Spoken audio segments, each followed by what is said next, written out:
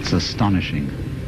All this is only 20 or 30 minutes from the heart of San Francisco.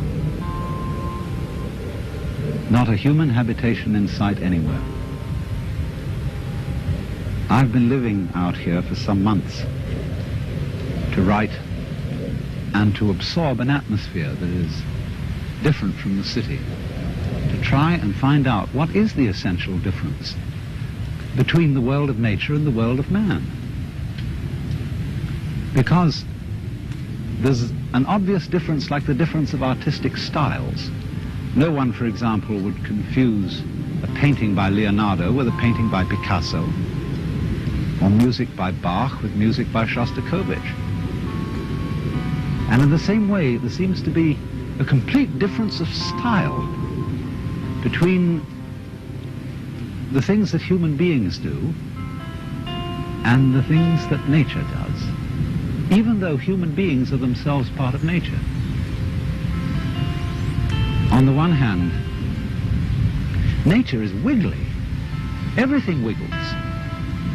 The outlines of the hills, the shapes of the trees, the way the wind brushes the grass, the clouds, the tracks of streams. It all wiggles. And for some reason or other, we find wiggly things very difficult to keep track of. And you know, we say to people, keep still so that I can see you. Keep still for the camera.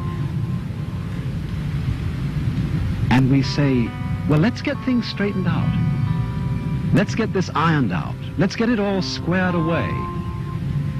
And then somehow we think we understand things when we have translated them into terms of straight lines and squares.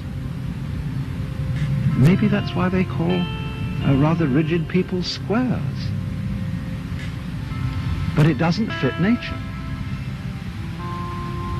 You know, wherever human beings have been around and done their thing, you find rectangles. We live in boxes. Our streets, especially across states like Kansas and Nebraska, are laid out in a grid pattern. Why, they even dropped a grid pattern on top of San Francisco with all those hills so that cars run away. Because it seems that the human being really has a very simple kind of mind. And all this wiggliness is too complicated. I don't think it really is complicated. Because after all, it's very simple to move, say to raise something or to open and close your hand. It's perfectly easy because we don't have to think about it. Things become complicated only when we think about them. And that's because we're trying to translate them into a form of life which is very much simpler and cruder than the forms of life we're talking about. A triangle is very much simpler and cruder than a mountain, even though you may represent a mountain with a triangle.